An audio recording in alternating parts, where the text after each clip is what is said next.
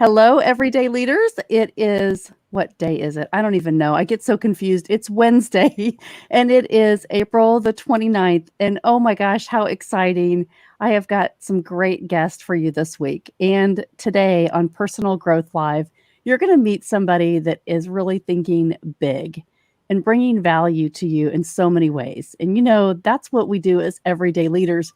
We don't figure out what's good for us, we figure out what's good for everyone. And so tonight, I want to introduce you to my friend, Frances Hickmott, and talk to you about what has inspired her to get where she is. And I want you to join at the end of this. I want you to go and join what she's created for next week, because you will take something away and you will learn a ton. And you may just change your ideas about your beliefs about yourself. So, Frances, thank you for joining us tonight. Oh, it's my absolute pleasure. It really is. Thank you so much for having me. This is so great. Some of us are in groups together and we go on these journeys, on these leadership journeys. And I've just been watching from afar, but this is really the first time that we've connected live. It is, yes, yes. And it's so fun because so many people say, oh my gosh, how do you figure out interview questions and how do you structure it? And for us, we just love connecting. And so, yeah, we really do. It's so great. I want people to understand you've got so much passion. You're a blogger, you're a speaker, you're a writer. Help us understand how you became Frances Hickmott and the passion that drives you. Like, where does that come from?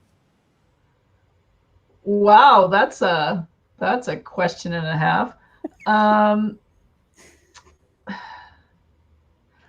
Really, I think of myself as a late bloomer. So it's been kind of a journey of figuring out who I am and what I have to offer. And unlike some of the people that we know in common who I'm in awe of, like Greg Storch, when he talks about being 17 years old and knowing to ask, new into the Navy, I think he was, asking questions like, okay, and what next? And what else? And that's awesome. I didn't grow up in a family that really encouraged that. Mm-hmm. And so ultimately what happened was, it's taken me all these years to figure out that I have some, like, really any skills that anyone would want. There could be anything. And so knowing what support means, knowing what it means to have someone, you really only just need one person in your corner that believes in you, for you to help to see that. Unfortunately, I didn't really have that. And so it took me a long time to figure it out and do the work that was needed. And once I did, then I could see the people around me who likewise just need someone in their corner to say, that dream that you have, that thing that's burning in you, that idea that you have, but you don't know where to start. Let's look at that together. It really excites me to see people bring their dreams out, because I know how it feels for myself. Mm-hmm. So the old saying, you have to borrow somebody's belief until you believe it yourself. Mm-hmm. So mm-hmm. Whose beliefs were you borrowing? I've got some really awesome friends. And so when I started to make the hard choices about, because self-leadership is about accepting responsibility for your life. And when I recognized that where I was at was never going to let my light shine, that it was never going to allow me to live the life that I wanted to, when I turned to my friends, they were like, hell yes. Okay, Renee Michelle. And so then it really was just about stepping in and feeling tremendous support from people that is so often the case. They can see in you what you can't see. And so they were delighted to walk the journey with me. And that's been tremendous. Isn't that fun? Having a cheerleader that really isn't just like, hey, you can't do it, or you shouldn't try it, or that will be scary. But they're right Right. beside you saying, let's go, right? They grab your Yeah. hand and say, let's jump. Yeah. Yeah. Yeah. And even, it's funny. I don't know if you're a parent or not. I am. And it seemed like I could give the messages to my kids that I didn't get myself. And so as a result is I've got two adult kids who are living their lives in the way that like they didn't have to wait to my age. Let's put it that way. They're doing really phenomenal things with their talents and their skills, and it fills them up and it fills the people up around them. And so in some ways I use them as role models. And sometimes when I get kind of scared and worried, because we do when we step into those big things, and they may well be feeding me back some of the stuff I gave them, and I just don't remember because it's always easier to give advice. But it's really helpful. Mm-hmm.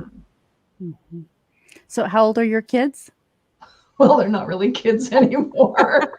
Do I have to tell you how old they are? No, you don't. What are they doing? What are their careers? What are their callings in life? Oh, well, my daughter is a kindergarten teacher, and my son is a medical genetics researcher. Oh, wow. Mm-hmm. Both of them having extreme pressure on them right now. Um, well, my daughter for sure. My son is working. Well, we discussed this. I don't know. I said, how do you work from home when your job is really in a lab? And he said, well, there's lots of writing that they do, right? Academic writing and journal writing. And so he's catching up on that and et cetera. But yeah, it's a crazy world that we're in right now. Mm-hmm. And you're in Canada. So I am. we've had people from all over the world. You mentioned Greg Storch. He was Yeah. on a few weeks ago giving us kind of the 5-week update from Italy. And we Oh, were yeah. and so we were we were 5 weeks and he was about 8 weeks, I think, at that time. And we were talking about all of the different restrictions and the perspective that we have, and so we really just got to check in from, what they were thinking there, how much more time they were giving them to be quarantined. And so it just felt like a release because you could get some indication instead of just, our government saying, well, this is what we believe we're going to do. But Yeah. with them having the first level of influence, what was that going to look like? Yeah. And so he's just been a friend of mine, and he has been a great resource for the everyday leaders because Yeah. we're like, Nice. what are they doing Nice. over there? Oh my goodness. But, and I had some guests from Toronto. I believe they're going to kill me now. I think they are. But they were talking about what's happening up there, versus the United States. So I think are you guys on the same timeline still with us? Maybe like Friday-ish. Are you guys going to experience things a little less restrictive for quarantine, or what's the model up there right now? They're not in my province. They're not putting any dates on. The schools are still all closed until the end of May. Mm-hmm. I think the concern is that in our particular province, it's one of the harder hit ones, and so they're just being really cautious with that. Some of the other provinces in Canada, because the incidence has been a lot lower, then they are starting to open up with some, conditions around that, and in phases. But in our particular province, they're still being particularly cautious, and most of us, I would say, are in favor of that. But our government is also taking care of us, so less likely that people are going to be in really dire situations. They put in some pretty strict rules. No one's going to lose their house, right? Like no one's going to be homeless because they can't pay their rent or something like that. So it is certainly interesting to look at it from a global perspective, as you say. My son's in the UK, so knowing what's going on there, as you say, Greg's in Italy. I've got friends in Sweden, and they're totally not doing it like anyone else in the world. So it's just, yeah, it's just an interesting time that we're in for sure. It is. And we, as leaders, one of the things, the quotes that I always think about is from John Maxwell, which he's one of my main mentors. And, just talks about influence and how leadership is influence. And I want to kind of segue into this because when we influence the decisions that we make in our own life is when we can influence others. And but we have to, figure out a lot of people in this world that I'm finding, even I believe this about myself a few years ago. When you said, "Hey, I finally realized," I finally kind of woke up. But I think for years, people get into positions in their jobs, in their careers, in their calling even, and say, "This is the way. I'm just going to follow the path. I'm just going to Yeah. see what opens up to me." And I think we all get to that point where we say, "Hey, but what if I put in specific intentional effort and decided that I wanted to grow at this pace and Yeah. challenge myself?" That is a whole different level of just how you show up every day and what your capacity can be. Oh, so true. And it's not until we start putting um, things that in like you're best served by doing following your curiosity and that which interests you because that pulls you along, right? So um, I didn't know what the heck I was doing with this summit when I started. Like truthfully, like I knew a piece of it. Um, so many of us don't start things because we think we need to know it all, Mhm. and you never do. And if you did, you'd never start. Oh, wait a minute. That is such great stuff because there are a segment of people that say, "I can't start it unless I know exactly what it's going to look like." Mhm. And that stops so many people from even trying anything. And so Mhm. I love how you said that you just didn't know what it was going to look like, but you had an idea and you were curious Yeah. and you wanted to get people together. And this whole belief of, leadership and capacity and just sharing and collaborating. I think in COVID-19, we have all said, how do we collaborate? How can we celebrate? How can we lift? How can we, expose the things that we Mhm. believe in greater? Because your personality is exaggerated. Whatever that is, it's exaggerated, right? When you get Maybe. quarantined, you either read more, you do more, you connect more, or you draw back. And so what you're doing, I really wanted to celebrate tonight because you have brought over 20 leaders together for this Mhm. virtual global self leadership summit. And I think it's amazing. And so I would like for you to kind of tell us about how you kind of thought about that, how you started to design it. People say, I couldn't do a virtual event. What would that look like? So as you're talking, I'm going to bring up what your sign up page and your website and your LinkedIn, Sure. all of that looks like. But just kind of take us through that because there may be other people out there that are thinking, hey, maybe I'm not a leadership coach or I don't want to do a leadership summit, but I have something else that I'm passionate about that I could Mhm. create this. Mhm. So I think it's really, really important. Yeah, for sure. So, I mean, of course, because I'm already in business, I have a website developer. So, um, the summit, the way it is constructed, it's really it's two websites, although most people would never know that. One is for so you can access the summit for free, right? Everybody can access it for free.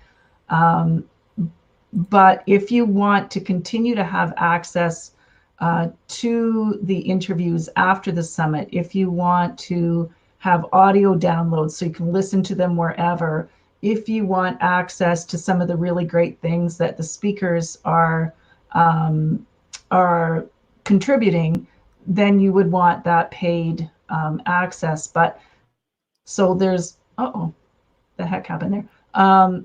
So one thing is having the team, right? Because trust me, if I didn't have my team 100%, this would not have gotten off the ground. Mm-hmm. So I've got a website developer and she's fantastic. I actually connected with a fellow from Romania. He was referred to me by someone else, and he knows all the back end technology. So when we were talking about what you do and how your husband is so knowledgeable about, you know, video and sound and all of that, you need, like, I don't have those skills. I don't either. So I try. I learn. right? Well, we do, and we do learn as we go. But the truth is, you focus on the things that you're good at, and then you bring in on your team the people that you that will support you in that. So Cyprian is from Romania. He's awesome. He does all the crazy, make all the gears work in the back end. Like, I don't really even know what he's doing, but he just makes it work. And then I hired like a virtual assistant who's awesome. So all of those great what the speakers are sharing on LinkedIn, she designed those. She did up a little, oh, I'll just do a little video and then we can advertise on YouTube. Like, really? Okay, go for it. Like, I don't worry about knowing it all because I never will. And the thing that I love, just as you do, is the talking part, the digging in and finding out what people are about. Some people have asked me, well, where did you find these people? Like, how did you find them? Well, we're professionals and we're on LinkedIn and we know how to use Google. And so you figure out, like, really, you're figuring out who is it that you want to serve? Mm-hmm. Who do you think could use this message? Who really wants to know what it is that you're bringing to the world? And then you decide on the particular topic. So self-leadership is kind of an umbrella, right? Like, there's different things within that, which is what made it kind of easy in that side. Like, it wasn't such a narrow niche that you would find, you know, maybe only have 5 people in the world that talked about it. This way, it's what made it possible then for me to literally find people around the world and then put it out to them. This is what I want to do. And many of them said to me, wow, self-leadership, like, this is fantastic, because most people only talk about leadership, but hardly anyone talks about self-leadership. Mm-hmm. So they were very excited about that. Mm-hmm. And then I could pull in pieces that like imposter syndrome, right? So Renee Michelle, I think you know her. No, yes. And, so when I was looking at her work, because we do that research, I said, wow, could you talk to this, because it's a thing, mm-hmm. right? It's a thing. And she said, oh yeah, absolutely, I could.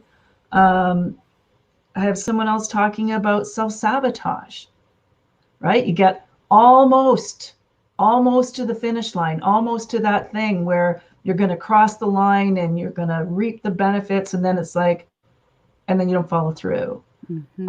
And why does that happen? What do you do with it?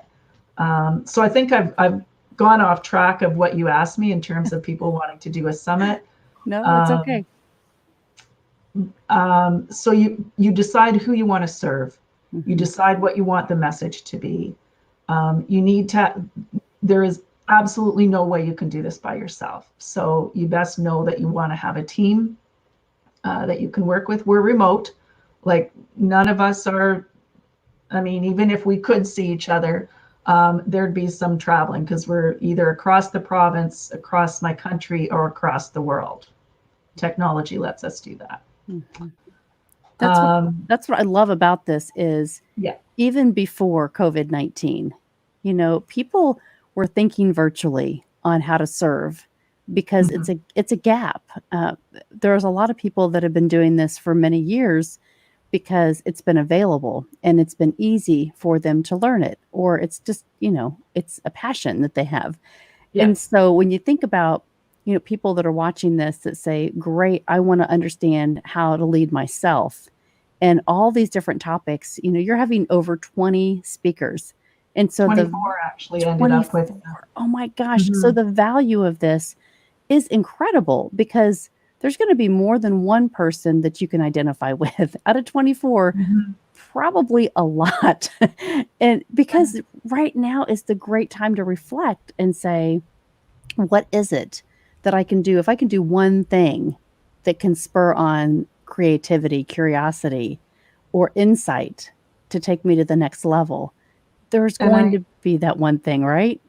there absolutely is. And I Mhm. want to say that one of the things that I truly appreciate through this process and the kinds of interviews that we're doing, people are sharing their stories, right? They're talking about, as I was saying to one of the individuals I interview, we are inundated with images of people at the top of the game, right? The peak of success. And it's like, oh, there they are. And we compare ourselves to them. And I could, and depending upon what your mindset is, it might be like, well, they're way up there. And, I'm never going to get there, or they're special, or, all those things that aren't necessarily that helpful in helping us move forward. And so when I talk to these people and they talk about, um, where like some of the negative messaging they got, or when they took beliefs of someone else and didn't choose a career path because they were told that women don't do that, Mm. or someone else talks about when he was homeless, and those are important stories. Mhm. um, we don't we're human, and we have human stories, and we have human struggles, and we're not always at the top of our game. But when we embrace responsibility for our lives, then anything is possible. Mm. It is so true. And COVID-19 is affecting all of us differently, but it's affecting Mm-hmm. every one of us. And Mm-hmm. and I think that's the biggest thing that I have worked with a lot of clients and with different groups, work and personal, and thinking about each of us has had to step back and say, what is it that we really need to accomplish? What are our strengths? And then what group am I showing up in? And how do I Mm-hmm. have to show up, right? How do I have to lead myself in this new environment? Because we're home. So if Yeah. it's restructuring a room so that we can work and be still or read or reflect, but then people with kids at home, with little kids at home, I think, learning to do virtual education, and the teachers that I've talked to that are, I have a morning Bible study, and I've had a lot of teachers join that. And they've been saying, the struggle for them that's real is not knowing technology and having to teach it to somebody else so that Mm-hmm. they can pass that on to their kids. And what a Yeah. responsibility, right? And so your summit is really giving you some of those strategies and skills to say, don't wait to learn something to invest in yourself until you're given permission to do it. Right. Yeah. And I find that, and certainly my journey has been, um, if you follow your interests, if you follow that thing that makes your heart sing, then you're willing to take on projects that are kind of scary, um, but you're pulled along and you meet great people along the way. Like if I wasn't doing the summit, we would never have met. This would never be happening, I know. right? Like there is Well, no, well, or maybe we would. I yeah. don't know, but it's just, you're carried along in the flow when you're willing to show up, and it does come back to being of service, I think. um, I'm kind of a private person, and so it I kind of laugh sometimes when I look at like how out there in the world I am, because I'm going, oh, but I can give myself permission to do that because I know it's required, um, to make this a success. Mhm. So I'm sorry. My hair is driving me crazy. That's real world. This is COVID-19 hair, everyone. That's hilarious. Yes, go to You the good picture, the one where I still had a stylist at play. you are so funny. No, I wanted to bring up your LinkedIn page because that's where you have really a lot of influence, and this is really where the virtual global self leadership summit is being heavily promoted because Yes. most of these influencers are really known and connected on LinkedIn, and Yes. because this business group, this following is so important because whatever you're doing, if you're stuck in this corporate environment and you say, "Great, I went to school to be a CPA, a doctor, a lawyer, a teacher, whatever that is," and you Mhm. say, "But those skills, right? People talk about transferable skills. Oh, yeah. And those are the foundation for what makes your heart sing. So Yeah. why just start doing that, right? And Yeah. and you can learn so much more if you just invest in a little bit of training and dedicate the time to invest in your growth.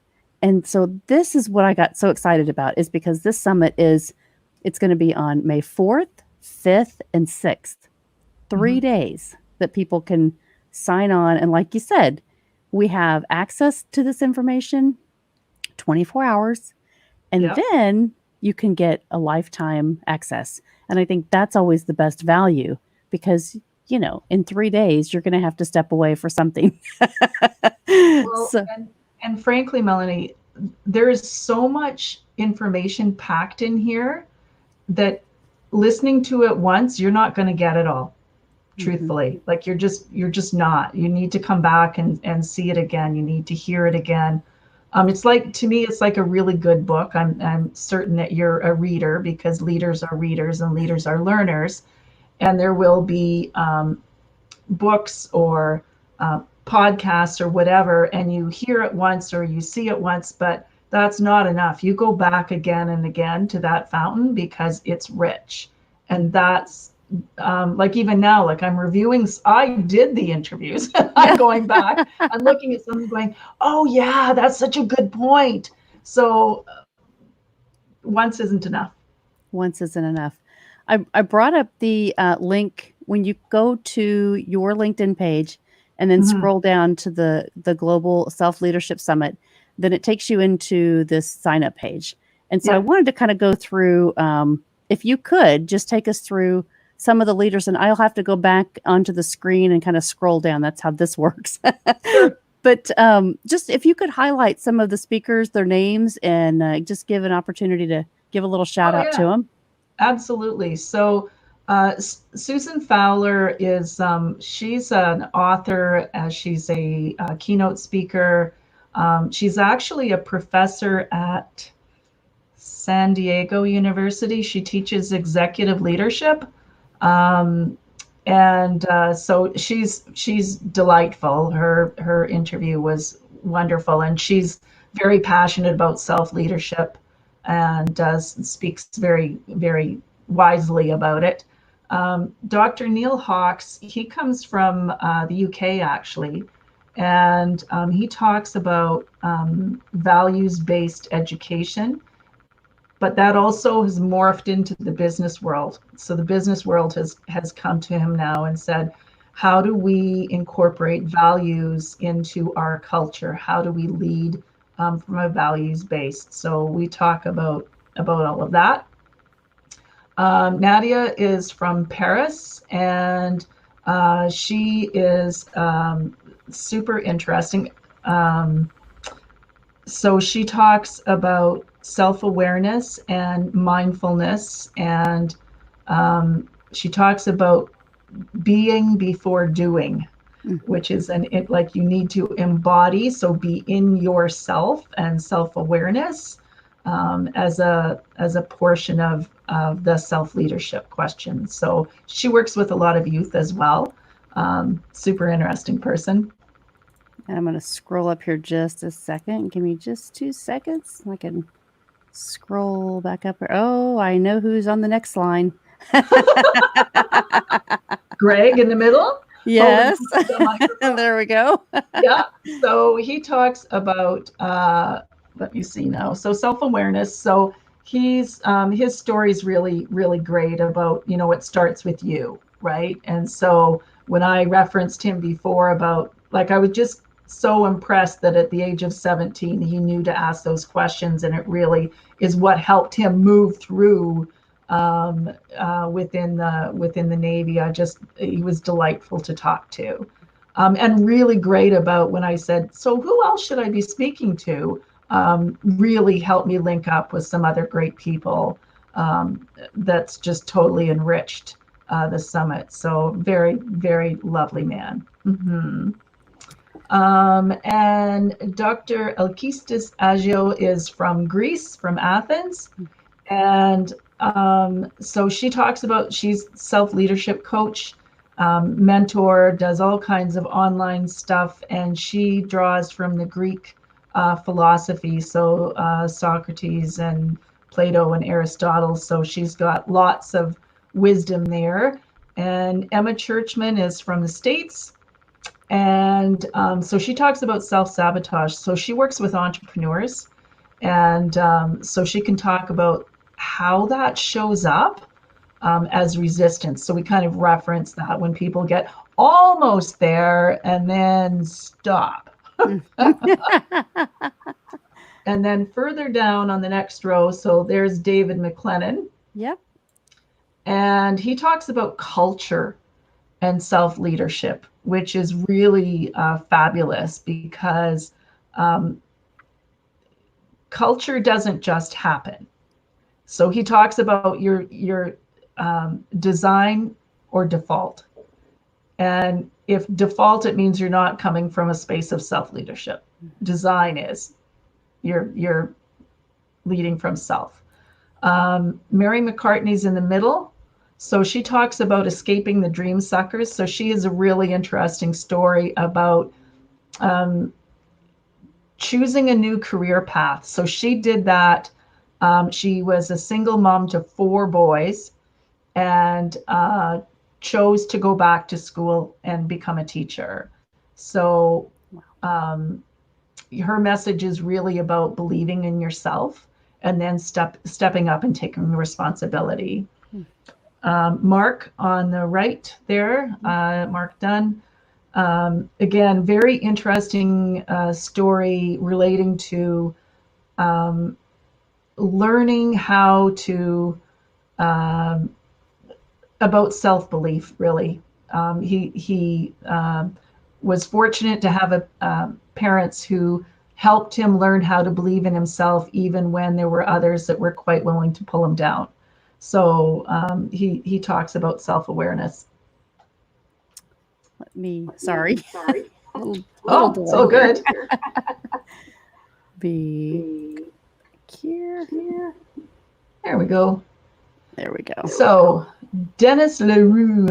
Dennis Isn't that a great Leroux. name? Dennis I love Leroux, him. Jr. So Dennis talks about the one word, and so he taught, and I'm not going to give that away because that should come up in the interview. Very delightful in terms of how you live your life and choosing how you spend your day, what you do with that, the discipline, the consistency, and just showing up. And like, there isn't any one of these where it was like, well, I'm sorry I did that. Okay, they're in, but by the skin of their teeth. Gemma in the middle there is from the UK. And so she teaches leadership through experiential learning. So she does a lot with youth, but also with adults. And sometimes she brings them together. So she has some interesting stories about that, how you develop self-awareness if you're working with 6-year-olds and 40-year-olds. Sometimes the 6-year-olds, it can be an interesting mix. And so she brings in some really great ideas and thoughts about that. David Correy, Canadian, and he has one of the oldest emotional intelligence companies around. He sort of formed it before it was a thing. And so he really helps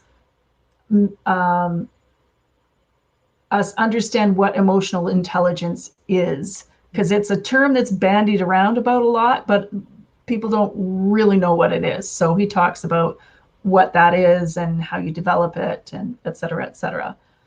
Joan Fernandez talks about mindfulness and how that really helped her, again, take responsibility for her life and what she needed to learn in order to be really present in her own life and make the decisions that allowed her to be fully present. So that's what she talks about. George Rizopoulos, love the names, right? He's an interesting guy, as everyone is. So he talks about holistic sales and about disrupting models of thinking. And so much of this is, right, self-leadership. A lot of it is about turning old beliefs on their head and thinking about things in a new way. So he talks about how the old sales models don't apply anymore, and who you need to be to really thrive in the world that we're in now. So that's super interesting. Melissa Maloney, another Canadian, and so she talks about, what the heck does she talk about? Mindset, growth mindset. And so that's something really I'm really passionate about too. Because really, in order to thrive, we have to believe that it's possible to continue to learn, and that failure is not a dirty word. So she gives some great insights around that in her work. Renee Michelle, as I mentioned, she talks about imposter syndrome. And it's funny because I'm surprised when people haven't heard about that. But it is seen in both genders, although I could be wrong. And if I'm wrong, whomever out there in the world can tell me. But I think it shows up more often in women. And so you take on these positions. So it's not about keeping yourself small, but you can be in a leadership position, but feel that you're waiting for someone to figure out that you don't belong there.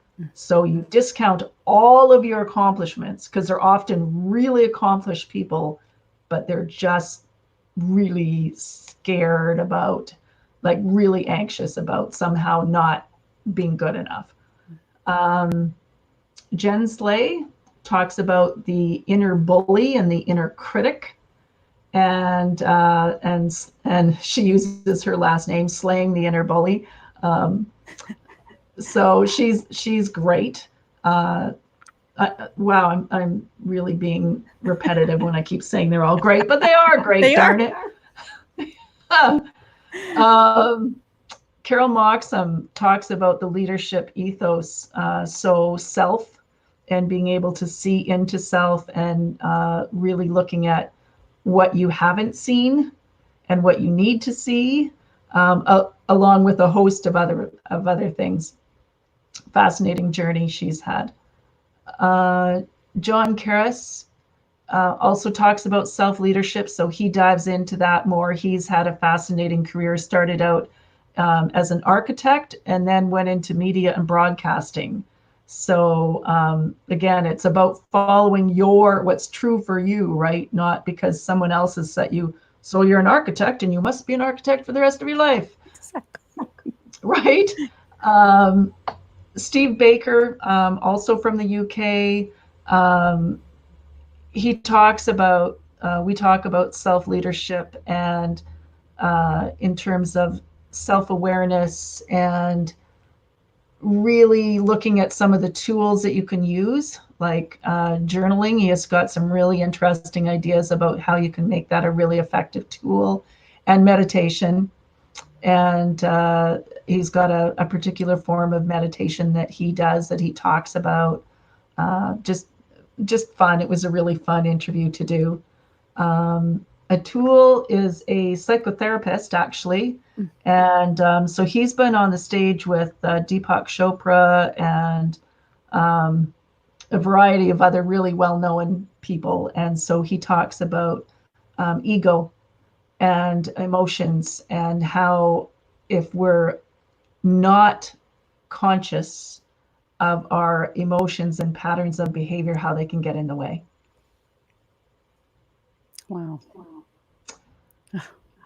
And then Mark, he's from the States, from Albuquerque, and he is he's got a MBA, but he talks about what he's used to navigate some of the difficult times in his life, and so it's about pivoting and resilience and emotional intelligence and all of those things. And that's like, all of these are just really fun conversations with a whole whack of knowledge thrown in.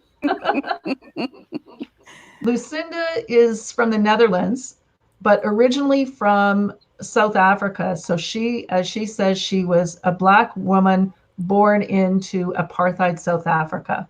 And so she had to figure out how to navigate that. And she is one interesting woman. She's taken turns in her life at times when you think, wow, that took a lot of courage. Like, I want to be like you when I grow up. So again, some really great thoughts about believing in yourself. And then Misael Diaz, what a firecracker he is. So fun. So I'm just going to share with you that the other person that I had to hire for my team was a video editing person. And so I get to an age, and then I start calling everyone young. I'm starting to feel like my great aunt. Oh, kid, she would say. So when my video editor did Misael's interview, he got back to me and said, oh my gosh, he's amazing. Like, his interview was so good. Like, I think he was the best. Now, he's my video editor's like, I don't know, 24 or something, right? But this is what, to me, this is what speaks to this. When we've got people of all different ages, of all different cultures, of all different backgrounds, what it means is that different people will resonate with different people. So the message that Lucinda has will be very meaningful to one person, but the message that Greg has is going to be very meaningful for someone else. And I just feel so incredibly blessed, I'm not kidding you, to have come into contact with all these people who are role models for me, who I feel like, oh, I don't want my connection with you to end after this summit. Like, I want to see what else we can do. I get that you're in Italy, and that you're in the Netherlands, and that you're in the States, and that you're, on the far coast of Canada. There's more good stuff that could come. Sorry, I get all kind of worked up. Nope. I understand. That's what it's about. Mm-hmm. Wow. I think this was supposed to be a short interview, and Wonderful. I've derailed you. No, I wanted to take it here because I think it's really important. People need to connect to this when they're sitting at home, and we're saying in the United States, anyway, in the Midwest where I am, starting Friday, maybe things start to open up a little bit, but no one's going back to work. And we're all looking for these things that are going to inspire us to get to the next level. And so when I was looking at and watching your summit be put together, and then watched how you were rolling this out, and thought, I know 7 or 8 of those speakers personally. Lucky you. So Misael and Greg and another friend of mine, Diane Dick, we started a coaching program a couple of years ago together, all of us. And but Misael was one of those people when I went to the John Maxwell team, and he's getting a little bit of press here, but when I sat down at lunch at my very first event and I said, which book has influenced you the most in your life? And he said, The 15 Invaluable Laws of Growth. Mm. And so I have been from his recommendation, because as he said, when you learn those laws, you can take those to anyone, anywhere, at any time in their life.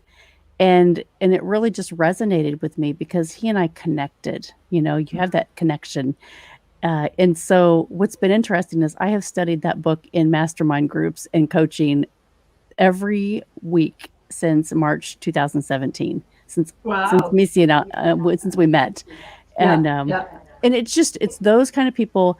These are the kind of people that make impact in your life Yeah. forever. 100%.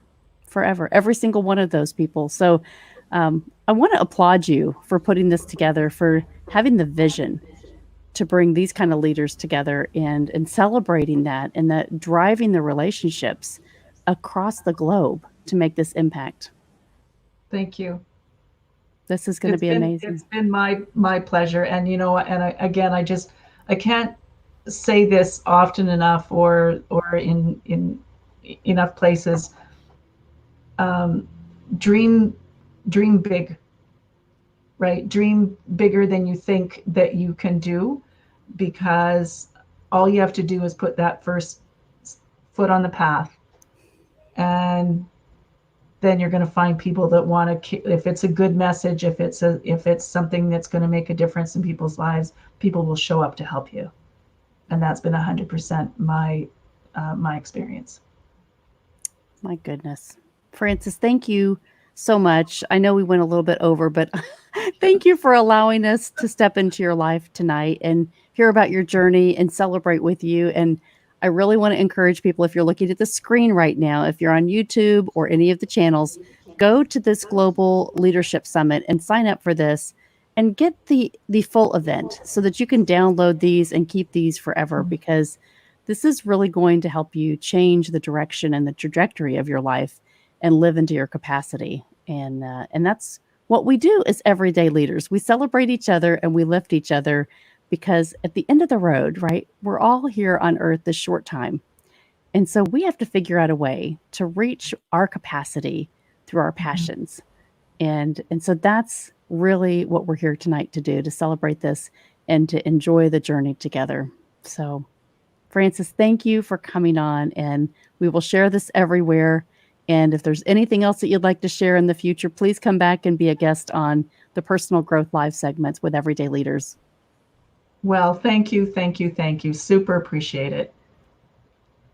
Be safe. Have a great next week, and we'll get this out. All right. Thank you. All right. Bye. Bye now.